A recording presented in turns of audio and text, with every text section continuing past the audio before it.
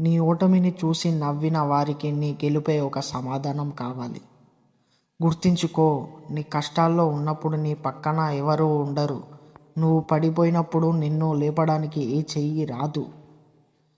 ప్రపంచం నిన్ను చూసి నవ్వుతోందా? నీ వల్ల కాదని అందరూ అంటున్నారా? అయితే మంచిది. ఆ నవ్వులనే నీ ఇంధనంగా మార్చుకో.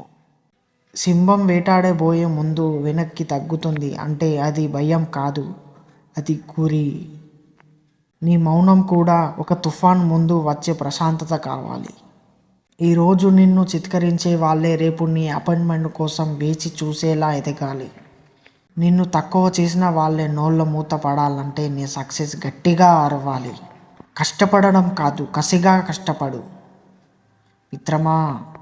సూర్యుడు అస్తమించేది మళ్ళీ రేపు ఉదయం ప్రపంచాన్ని శాసించడానికే. ఈరోజే మొదలుపెట్టు. విజయం నీదే. అర్థమైందా?